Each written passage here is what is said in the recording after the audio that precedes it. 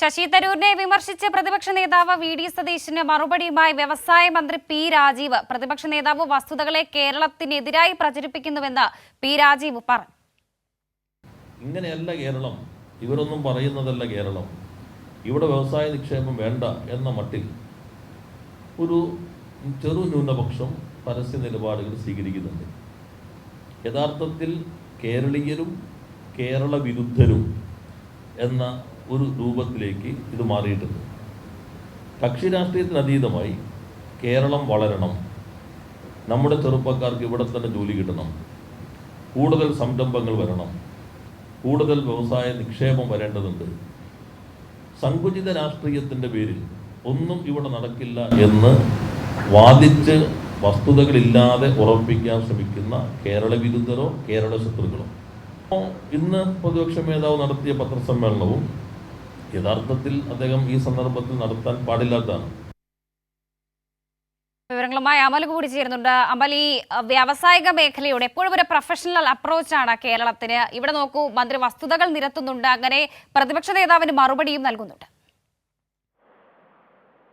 പക്ഷേ തീർച്ചയായും അതായത് പ്രതിപക്ഷ നേതാവിന് വ്യവസായ മന്ത്രി നൽകിയ ഉത്തരങ്ങൾ കൃത്യമായ ഡാറ്റകളോടുകൂടി എന്നുള്ളതാണ്. അതായത് മാധ്യമങ്ങൾക്ക് മുന്നിൽ ഒരു സ്ക്രീൻ സെറ്റ് ചെയ്ത് അതിൽ കൃത്യമായ രീതിയിൽ ഡാറ്റകളൊക്കെ കാണിച്ച് വളരെ വ്യക്തമായ രീതിയിലുള്ള മറുപടി തന്നെയായിരുന്നു വ്യവസായ മന്ത്രി നൽകിയിട്ടുണ്ടായിരുന്നത്. ഇതിന്റെ തുടക്കം, അതായത് ഇത് പ്രസിദ്ധ തുടക്കം തന്നെ ഉണ്ടായത് തരൂർ, വി.ഡി. സതീശൻ ഇവർ തമ്മിൽ എന്തെങ്കിലും തരത്തിലുള്ള തർക്കമുണ്ടെങ്കിൽ അത് കേരളത്തെ ബാധിക്കാൻ വേണ്ടി പാടില്ല, സതീശൻ പറഞ്ഞ എല്ലാം കേരളത്തിന് എതിരായുള്ള കാര്യങ്ങളാണ് എന്ന് പറഞ്ഞുകൊണ്ടായിരുന്നു ഇദ്ദേഹം തുടങ്ങിയിട്ടുണ്ടായിരുന്നത്. പിന്നീട് ഓരോ കണക്കുകളും എടുത്ത് അദ്ദേഹം വളരെ വ്യക്തമായ രീതിയിൽ തന്നെ കാര്യങ്ങൾ പറയുന്നുണ്ടായിരുന്നു.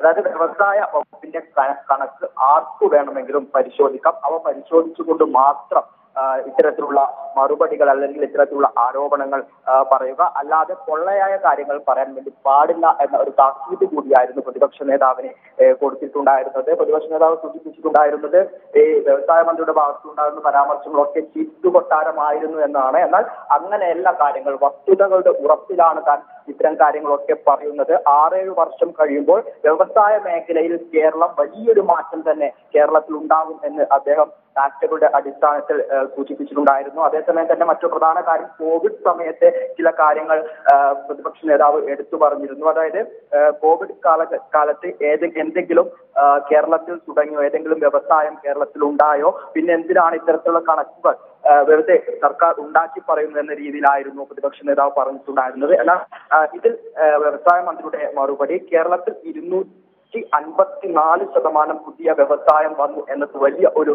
നേട്ടമാണ്. അതേസമയം തന്നെ മറ്റൊരു കണക്ക് കൂടി വ്യവസായ മന്ത്രി പറഞ്ഞിട്ടുണ്ടായിരുന്നു. അതായത് 254% വ്യവസായം കേരളത്തിൽ ഉണ്ടാകുമ്പോൾ 46% മാത്രമാണ് ഇന്ത്യയിൽ ഉണ്ടായത്. അതായത് കോവിഡ് എന്നത് കേരളത്തിൽ മാത്രം ഉണ്ടായ ഒരു മഹാമാരിയല്ല, ലോകത്തെമ്പാടും ഉണ്ടായ ഒരു മഹാമാരിയാണ്. അത്തരത്തിൽ ലോകത്ത് മൊത്തം 46% മാത്രം വ്യവസായം ഉണ്ടാകുമ്പോൾ കേരളത്തിൽ 254% വർധനവുണ്ടായി എന്നത് കേരളത്തെ സംബന്ധിച്ച് വലിയൊരു നേട്ടമാണ് എന്നായിരുന്നു ഇദ്ദേഹം സൂചിപ്പിച്ചിട്ടുണ്ടായിരുന്നത്. ഇത്തരത്തിൽ പ്രതിപക്ഷ നേതാവിന്റെ വസ്തുതാപരമല്ലാത്ത രീതിയിലുള്ള ഇത്തരം ആക്ഷേപങ്ങൾ നാടിനോടുള്ള, അതോടൊപ്പം തന്നെ കേരളത്തിലെ യുവജനങ്ങളോടുള്ള വലിയ രീതിയിലുള്ള ദ്രോഹമാണ് എന്നായിരുന്നു ഇദ്ദേഹം സൂചിപ്പിച്ചിട്ടുണ്ടായിരുന്നത്. പ്രതിപക്ഷ നേതാവിന്റെ എല്ലാ ആരോപണങ്ങൾക്കും കൃത്യമായ രീതിയിൽ ഇപ്പോൾ സൂചിപ്പിച്ചതുപോലെ തന്നെ ഒരു സ്ക്രീനിൽ എല്ലാ ഡാറ്റകളും സൂചിപ്പിച്ചുകൊണ്ട് തന്നെയുള്ള മറുപടിയായിരുന്നു വ്യവസായ മന്ത്രിയുടെ ഭാഗത്തു നിന്നും ഉണ്ടായത്.